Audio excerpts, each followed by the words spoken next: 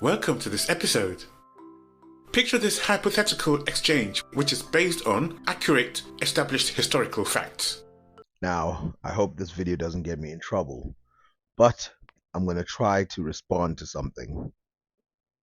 This is the videos about Japan and how they were started by black populations.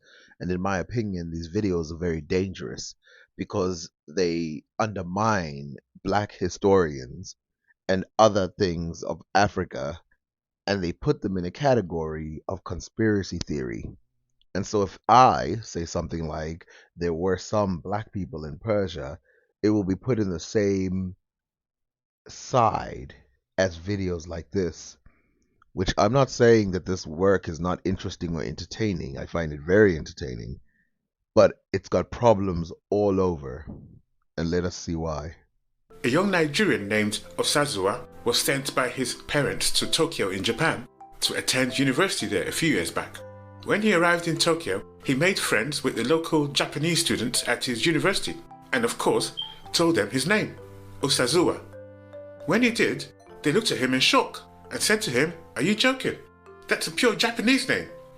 And he said to them, "Of course it's not Japanese, I'm from the Edo ethnic group in Nigeria." And the friends looked at him in even greater shock and said to him, "What did you just say your ethnic group was?" He repeated, "Edo." And then they said to him, "You've got to be kidding. Edo is the former name of Tokyo, this city we are in right now. Edo is the former name of Japan. It's also the name of the Edo Empire which reigned over Japan for centuries." So far, there are some interesting curiosities about the similarities of these languages, which is fine because those similarities are very real. And of course, I could sit here and show you other languages that have these very words in their language, but let's first get deeper into this video. Now, this thing about Edo is the problem. He says that they were ruled by the Edo Empire for centuries, which is slightly incorrect. They were ruled by the Japanese for centuries, as they still are today, from Edo. There was no Edo Empire that ruled over them. And the Edo that is in question is literally Tokyo, not any other Edo. Now, the Edo period of Japan was from 1603 to 1867 and was an era of military government. The dynasty was established by military commanders. Osazuwa, or Osa for short, was a history enthusiast, and he asked them who started the Edo Empire in Japan. And they said he was a military commander named Ieyasu. Osa was in total shock.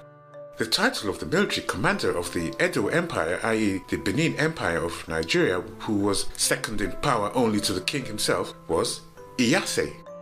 Now, this is a second curiosity, which is not that odd to go through, and I would have skipped through it like, okay, that's pretty cool that they're similar.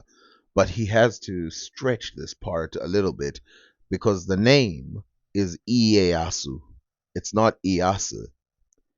Whereas the one from West Africa, I'm going to assume that he's correct about that one. But the one in Japan, it's Tokugawa Ieyasu, not Ieyasu.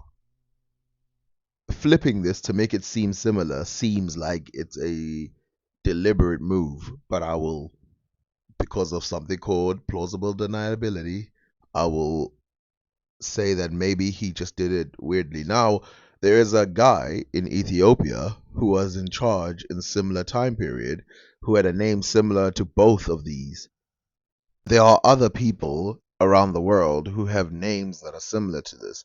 I mean, one that I can think of right now is literally Jesus, who in Greek is Iesus. As they chatted further, one of the Japanese looked up into the night sky and commented on the unusually bright moon, or Tsuki, and also asked him, "What did you just call the moon?" "Tsuki," he replied. And then Osa said, "In Edo, we call the moon Uki." And they looked at him in pure astonishment. And then he added, "Uki is also the name we use for beauty." The Japanese kids stood bolt upright as they screamed, "And Tsuki is the name we also use for beauty." As they wondered aloud in amazement. Again, if he's accurate about both of these are very astonishing or very awesome similarities, but I wouldn't call them that big of similarities, especially since so many letters had to be removed in order for the words to be similar. An elderly Japanese man walked up to them to ask for directions, and the Japanese students greeted him by saying respectfully, "Domo, domo." Osa heard them and nearly fell off his chair. He said, "That's exactly how we greet elders in Edo land. We say, domo." Not sure what would have happened after that hypothetical exchange, but we can't help thinking that the young men would have probably brushed it off as an almighty coincidence of sorts and went about their normal lives. But our research team here at the African History Station are not that easily brushed aside or brushed away from such quote-unquote coincidences, and we have been sniffing around that whole connection pretty much like a police dog trained to sniff out strange substances, and what we found was, to say the least, jaw-dropping. First off, let's discuss the Edo people of Benin. Now, I know he predicted this, but I will say those are absolutely coincidences.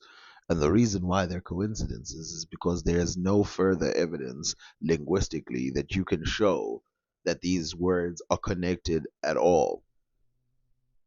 The origin of the word tsuki, that, the historical word that would join it grammatically, is very different than the grammatic history of the word uki. And so these languages have nothing to do with each other at all, not even slightly. You can tell simply at looking at the symbol for tsuki that the sign comes from Chinese, because of course the Japanese language comes from Chinese. Just to gain some familiarity with these people who we are connecting to ancient Japan, they founded a large kingdom they called Edo. I don't want to get too nitpicky because anybody can do this with my video, but the women at the bottom are definitely not from the Edo. They are from Eswatini, otherwise known as the Swazi Kingdom in Swaziland. Known to the outside world as the Benin Empire or the Benin Kingdom as early as the 9th century, they were among the various black African ethnic groups who migrated from Egypt, Nubia, and the area now known as the Middle East into West and Central Africa from between roughly 300 BC right up to about 900 AD. Even though I've shown videos that show the similarities between Egyptian language and some of these other African languages, which by the way is still speculative as hell, this is over exaggerating this idea that the people from Edo came from Egypt. And the reason, because this would mean Africa was completely empty if most of these people today, like some people say the Bantus came from Egypt. That means Africa was just about empty. But we know that the people who are the Bantus and the Nigers were always in this region because we find their history deep in that area. Now, how they migrated, that's a long story, so we're going to just keep it short. Now, I believe the Egyptians are black. I believe that these people are related to Egyptians in some way, but it's not from a direct movement from Egypt to West Africa, because we know that the West Africans had technologies that even the Egyptians didn't have, and the Egyptians had technologies that even the West Africans didn't have. And of course, you look at the writing and they're completely different, even though I can show you videos of people showing various similarities. Those are speculative. And of course, the biggest argument is that the ancient Egyptians are Afroasiatic, and while there's many Afroasiatic groups in Africa, the people who are part of this population would not be part of those Afroasiatics. People of Benin and Nigeria, we're referring to a really sophisticated ethnicity with a grand history and all manner of capacity for that era. At this point, we must mention that what we found in our research actually connects Japan to many African languages from Kenya, Ghana, South Africa, Zambia, and even Mauritania, signifying that there was a very ancient contact, perhaps in deepest antiquity, when there was a more homogeneous African lingua franca, perhaps spoken by the Jomon and the Ainu people, Japan's earliest inhabitants who came from Africa and later intermarried. If he means that they came of Africa through the out of Africa theory, then I agree. But if he means that they came in a more recent time from Africa, then I completely disagree, because we know that they didn't. And showing black and white pictures does not help to make it seem like these people were black Africans, because they most certainly were not. With Mongoloids, and had replaced the original African population of small black negritos that had populated the entire earth, including Japan, before any other group of people. While it's true that a lot of people in Asia are negrito, meaning that they have the visual appearance of Africans, this does not make them African, at least not in the modern sense. They lack the DNA that is common within Africans today. They obviously originate at their core from Africa. This is why they still have the capacity to look like Africans, but this is not the same at all.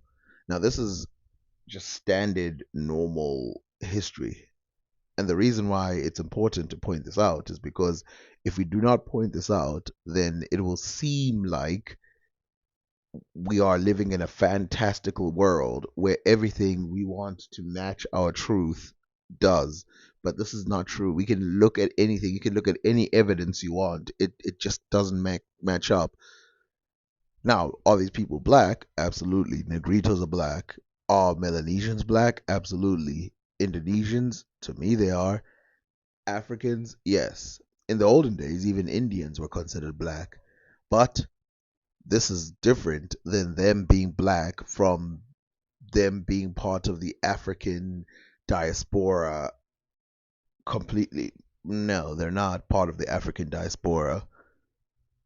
In addition, the early Japanese historians themselves have described for us the black barbarians of the South, who, in an age which antedates authentic history, came from the South in ships and settled in Japan.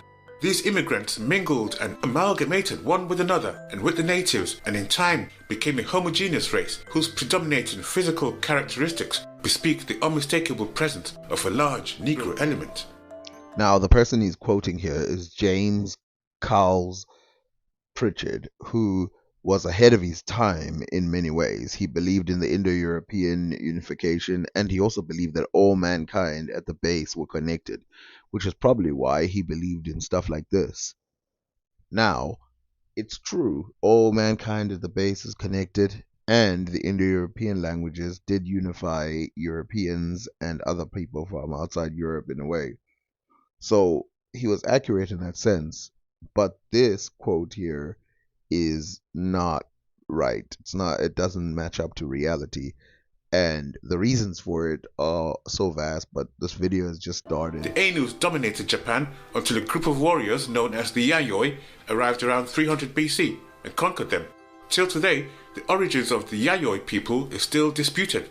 No Japanese account identifies Yayoi as coming from any part of Asia. And Yayoi is actually an Ainu term for invaders. Were these invaders African? Now, actually, we do know where the Yayoi people came from. They came from Korea.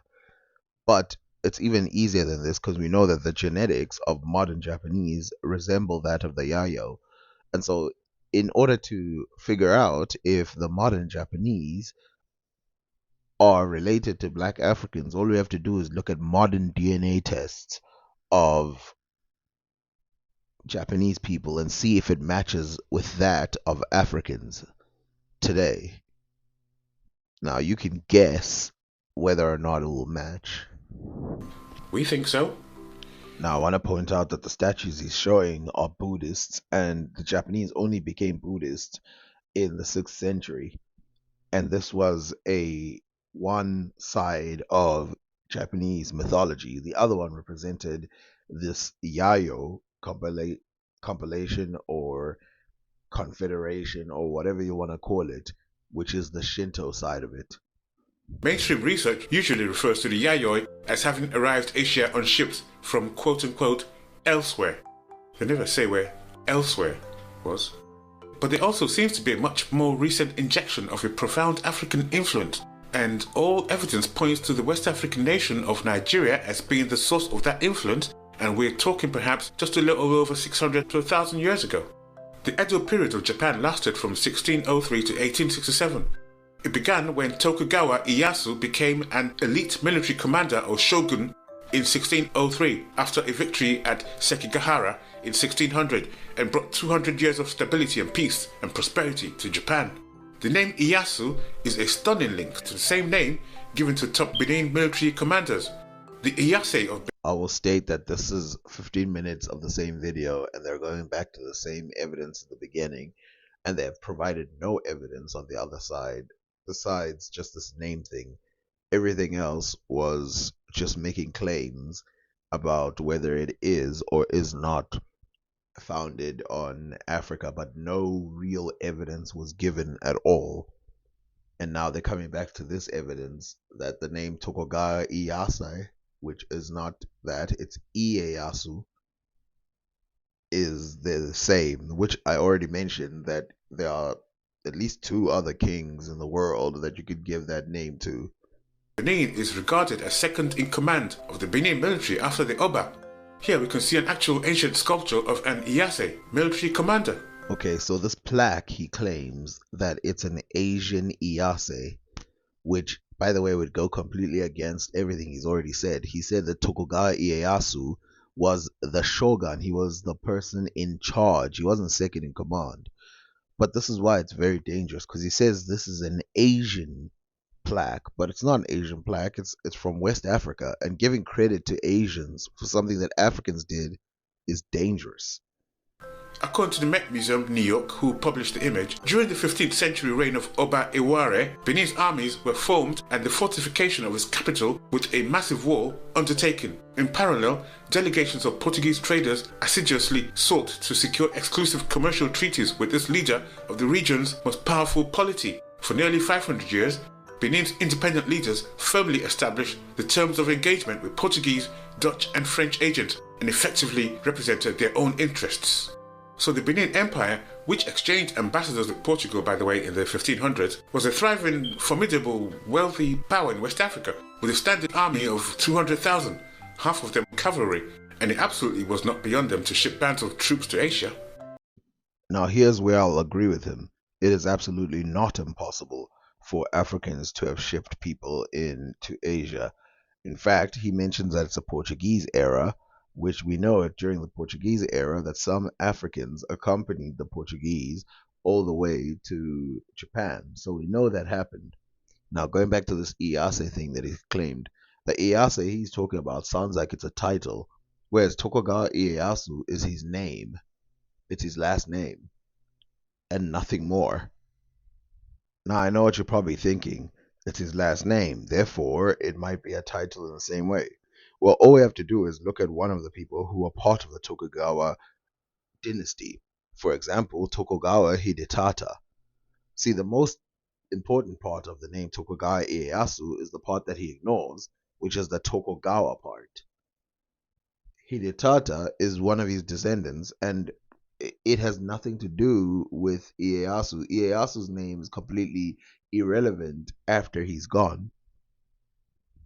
Regarding the Edo period of Japan, which is the focus of our discussion, here's what Japanese author Fujita Midori wrote in his epic work titled The Presence of Black People in Japan During the Edo Period.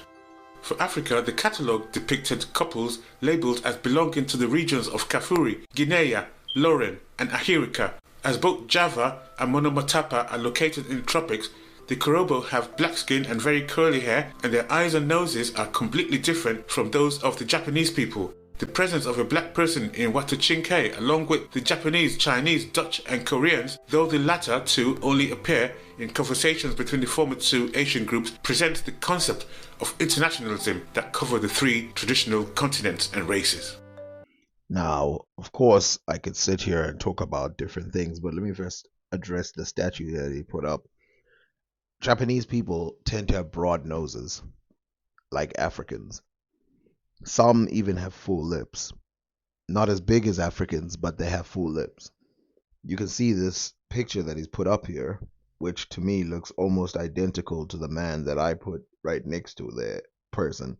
Now, as this thing that he's reading, I can easily see that there's lots of mixing of different things. I don't know what the Kurobo are, but if we look at Edo period pictures, we can see that most of the black people are being carried with the Portuguese. You almost never see them alone. In fact, we know by examining one person Yasuke that the Japanese were curious because they were unaware of what black people look like. And so even Oda Nobunaga, who took great favor with Yasuke, he said that he made him strip naked and then wash his body in order to try and get the ink off. He didn't even believe that a person could be that dark. And given that this person was from Mozambique, most likely, he wouldn't have been as dark as really most Africans are. He just would be really, really dark compared to the Japanese people.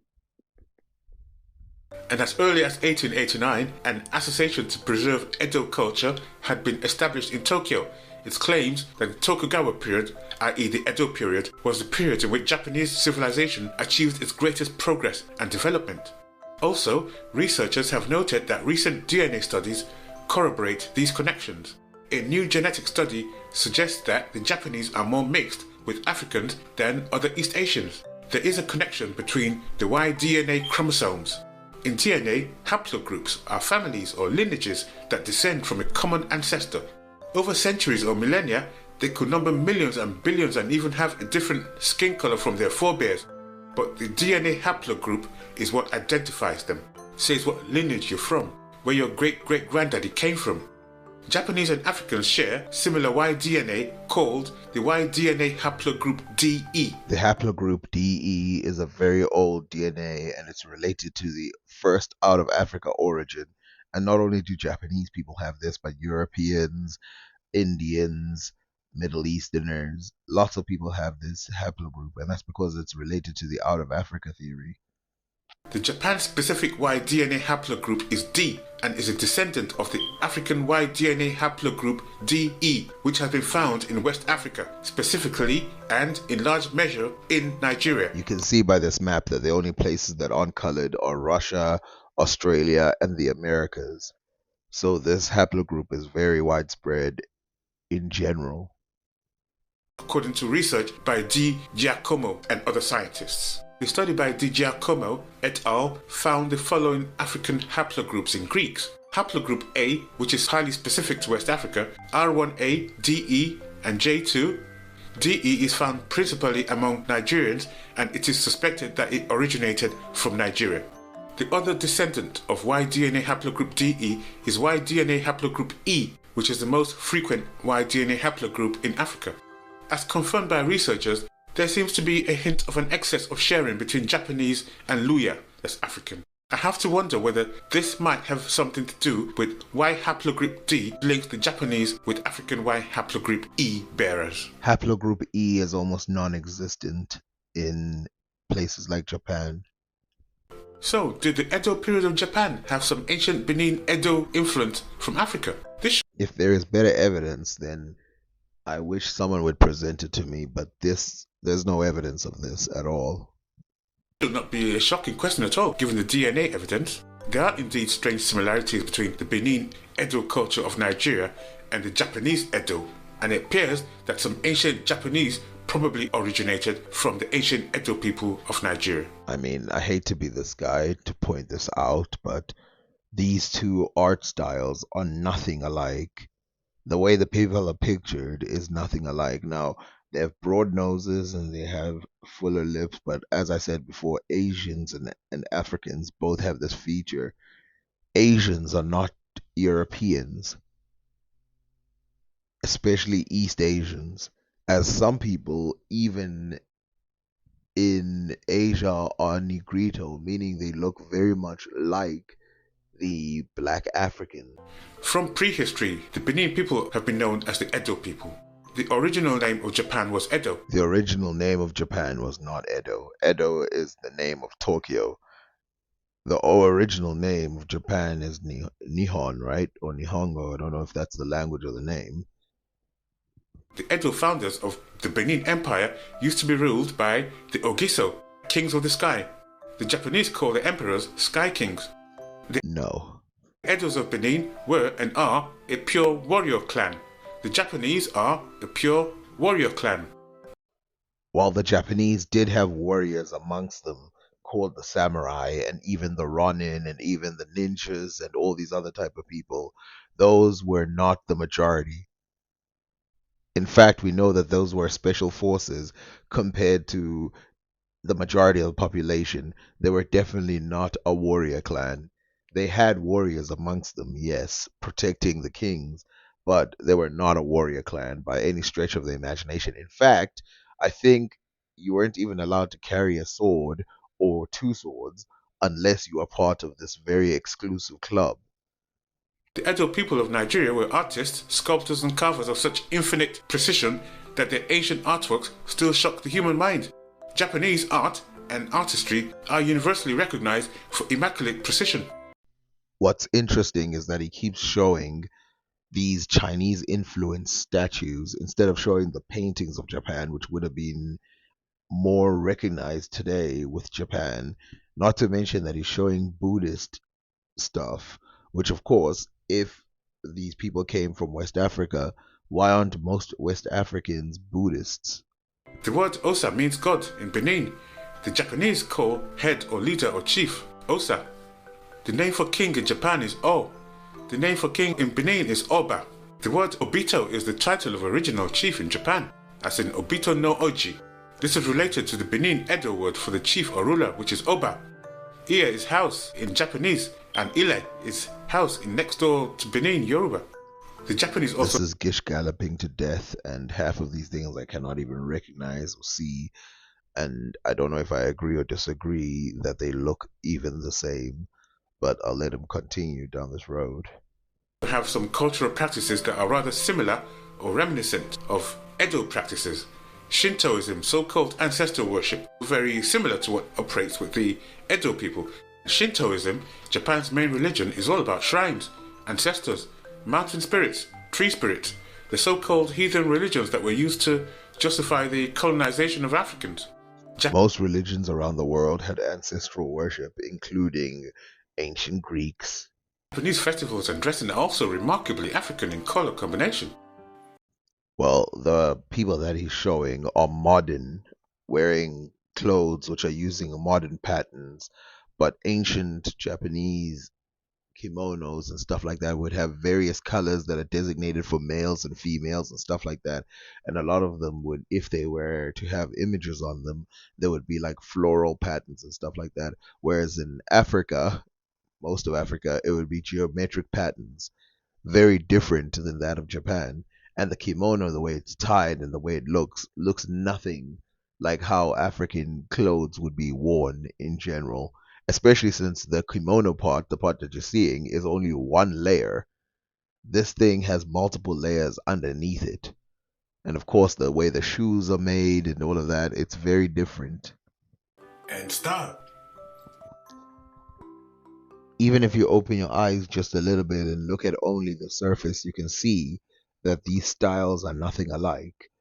First of all, the thing on their head, which is typical in African women to have that. In fact, the name in Xhosa for woman is the people who wear ties on their head.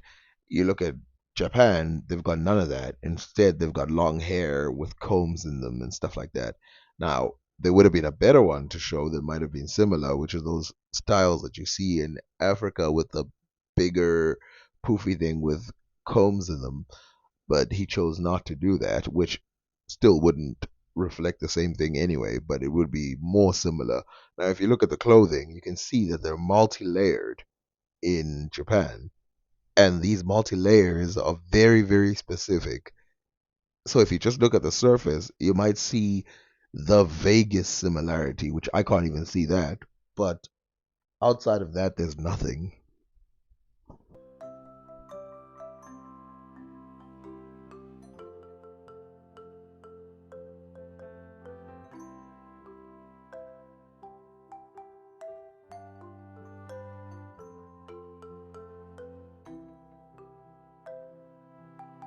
So why do modern Japanese look different from Edos and Africans? The likelihood is that most of the band of Edo settlers from Benin would have been men who simply married into the female population of their new Asian settlement and thereby eventually blended in with the dominant light skin tones of Japan. Hence we see quite a lot of Edo period figures who appear to be of mixed race. Is it impossible that a band of Edo warriors from Benin conquered Japan, took women of the conquered people for wives, concubines, and over time their offspring looked exactly like the dominant indigenous population? We reckon that's precisely what happened.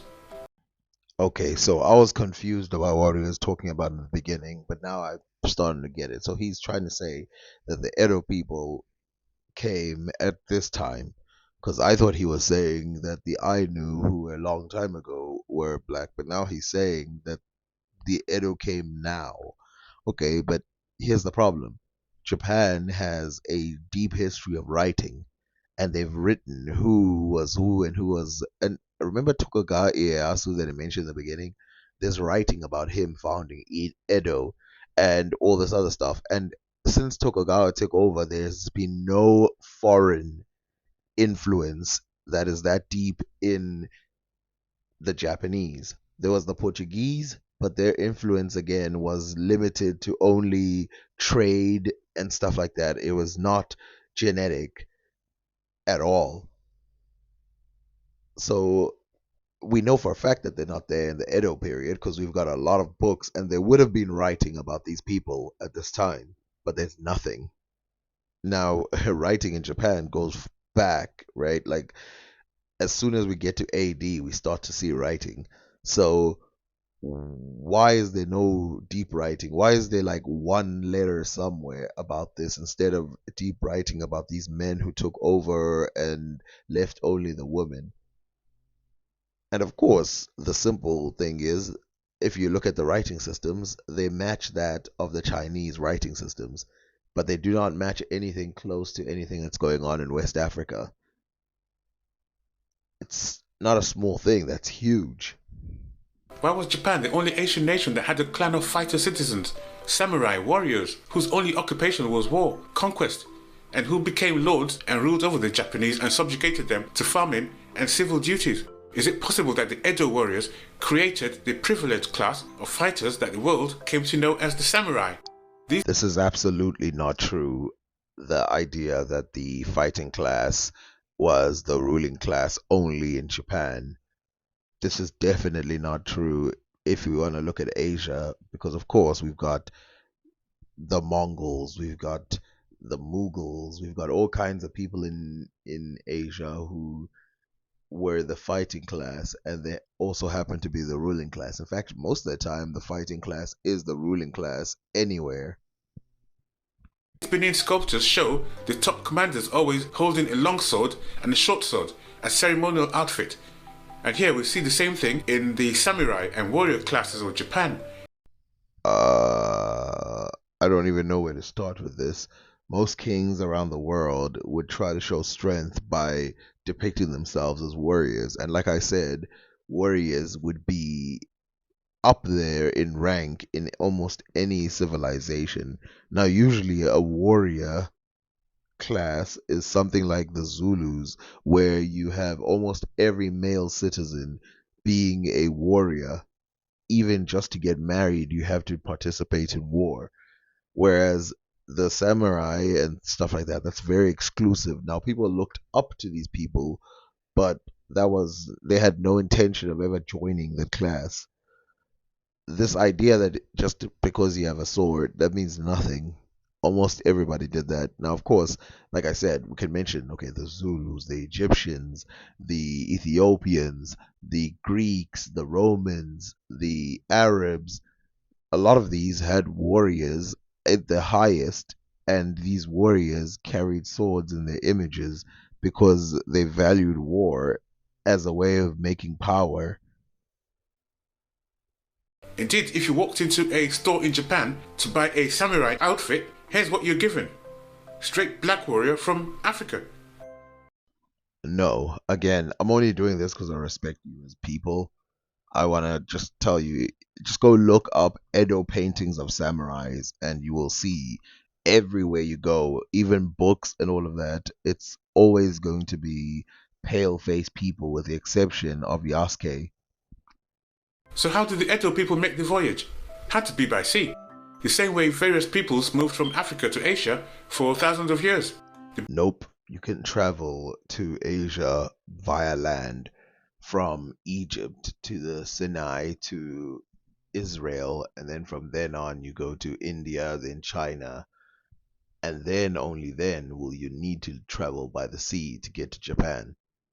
But you can travel via land. Benin Empire was both a land and river empire. Another idea is that they passed through Central Africa to the East African coast and sailed from there, which would have been a much shorter and easier journey. And according to Alice Lindsley, author of The Edomite and The Color Red, the Nigerian Edo people who formed the famous Benin Kingdom and the Edomites of the Bible are related genetically. She wrote that these are among Abraham's ancestors who came out of Africa. These were originally river peoples who moved along river systems and mountain ridges, the high places. They dispersed rather widely and settled in different regions, including the Tigris-Euphrates River Valley and southern Europe. Some lived in the Red City of Petra, the capital of the Nabatean territory in Edom, modern Jordan. The Greeks called the Edomites the Idumea, or red people, which we must add here reflects the red costume always worn in Benin ceremonial outfits.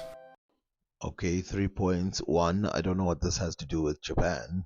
Edomites have nothing to do with Japan.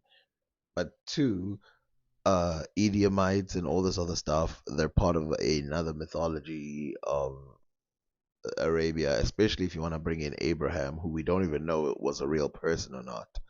So I don't know what this has to do with Japan in general.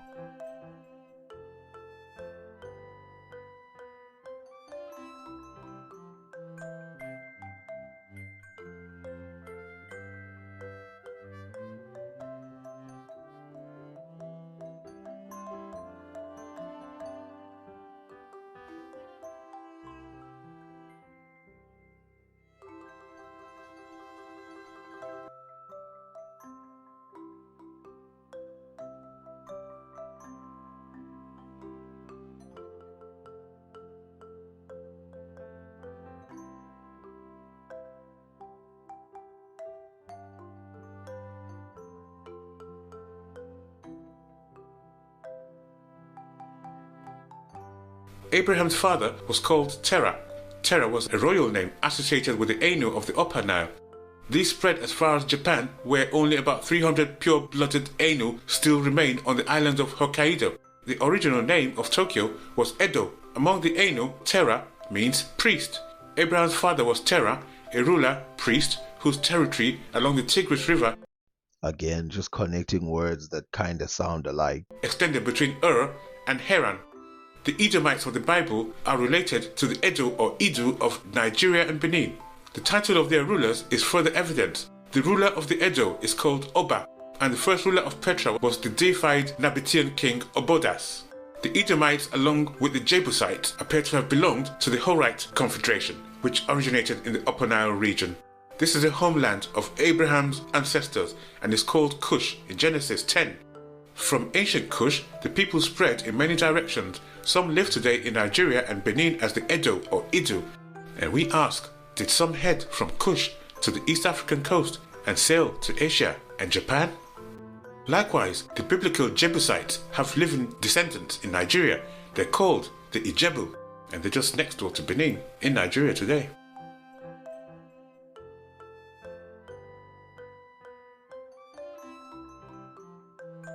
The Jebusites built and controlled Jerusalem. Melchizedek was the priest king of Jerusalem in Abraham's time. Very likely he and Abraham were kin. In the ethnology of the Japanese race, Reverend Bodhi attempted to document what he considered a prominent and indelible African strain running through early Japanese history, and that the Japanese people are, at least in part, Asian Negroes. The Japanese were likely made lighter of skin by invaded Mongolians, which is why southern Japanese people are darker skinned today than their northern counterparts. Mongolians have never conquered Japan, ever. They did try to, but they never did. They never won at all. Similar to China and India. In addition, scholars have found utterly astonishing linguistic connections between several Asian and African languages, with several African native languages being spoken right now by populations in Asia. For instance, Mian or Yao is a group of related languages spoken by the Yao people, a Bantu group in Malawi, Mozambique, Tanzania. They are also called Wayao. They speak the same language in terms of nouns and verbs with the Mian tribal group of China today. If the Yao can trace the origin of their language from China with sufficient facts, what will then stop the Magavu man of Nigeria and other tribes or related groups from the Niger-Congo family from doing the same? Since these Bantu groups, no Bantu group in Africa, which is the regions he pointed out, descend from China at all. So the question is void. they shared a lot of wordings and pronunciations in common and in practice. Bali is spoken in Indonesia and at the same time in the Democratic Republic of Congo. And so also is Sotho, which is spoken in Lesotho, South Africa and Botswana.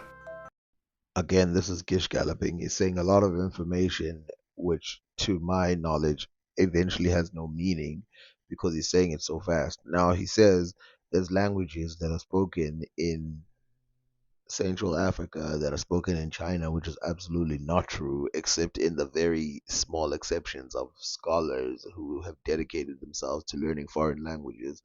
Sutu is definitely not spoken in China. And we know that it's not even in that ancient of a language. It is part of the Bantu family, but it's related to a more modern branch of the Bantu family. According to Higgins, author of the world-famous sensational work, Anacalypsis, a very great nation of blacks did rule over almost all Asia in a very remote era, in fact beyond the reach of history or any of our records. And relating to his wider research, he declared, "We have found the black complexion or something relating to it whenever we have approached the origin of nations."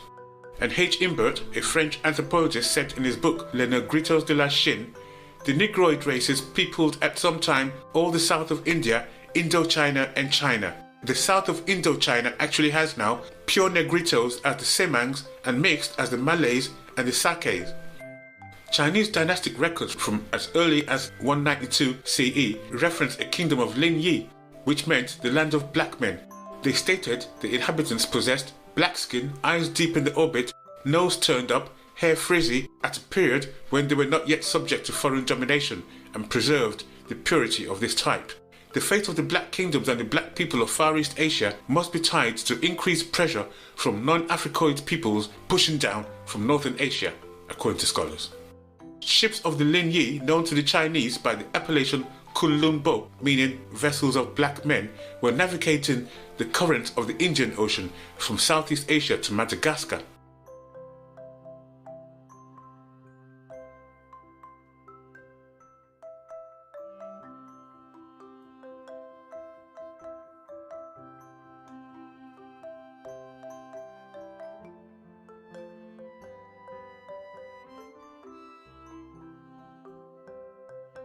According to British author Godfrey Higgins, in his world-famous work Anacalypsis, Funan is the name given by Chinese historians to the earliest kingdom of Southeast Asia. Its builders were black people known as Khmers, a name that loudly recalls ancient Kemet, Egypt. In remote antiquity, the Khmers seem to have established themselves throughout a vast area that encompassed Myanmar, Kampuchea, Laos, Malaysia, Thailand and Vietnam. To conclude, we have the names. The Japanese names, which when read out to people in Nigeria, are frequently met by absolute astonishment at the incredible similarity. Most of these Japanese names are also pure Nigerian names. Many are not Edo Benin names but are from their neighbouring Igbo, Yoruba and Hausa regions as well, all in the same country of Nigeria, because Benin was an empire which encompassed parts of those regions in the past. So it's not at all inconceivable that members of other ethnicities would have been part of Benin's expeditions. Any person from the country of Nigeria should please tell us what he or she thinks of this list in the comments below. What we can tell you is that if you went to a market square in the middle of Nigeria today and read out these names to a crowd and at the end told them that you were calling out Japanese names, they will laugh and call you a clown and say you were crazy. Probably even chase you out of the market and say you were there to mess with people's heads.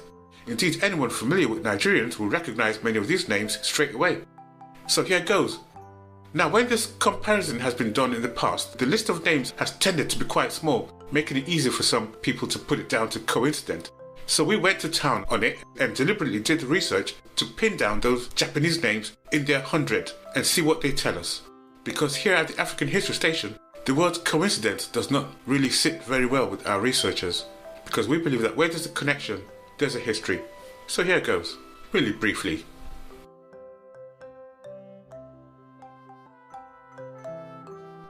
I want to point out that a lot of these names would perfectly match with a lot of Native American names, and they would also match with some Polynesian and Melanesian names. And even some of the words that I've heard in Polynesian and Melanesian and even Native American words, I mean, even Middle Eastern and European words, they sound like certain words that you would hear. The reason why you have to rely on linguistics, on real linguists, to break this down is because you can't go by a couple things that sound the same. Root origin is important, meaning is important, making sure you avoid a lot of things like coincidence and all of that is important. Otherwise, a lot of words from a lot of languages sound like the exact same word. This is all a lot of supportive evidence of African movement and dominance of the region in antiquity. And as we look on the right of the screen at these incredible, astonishing sculptural images from the Edo period of Japan that just scream Africans, and consider the DNA evidence linking them to Nigeria, we ask the question, were the Edo people of the Benin Empire of ancient Nigeria in Africa involved in the Edo period of Japan? Here at the African History Station, we say, yes, they were. Thanks for watching this episode. Do remember to like, comment and subscribe, and look out for the next one on Africa's Great Civilizations.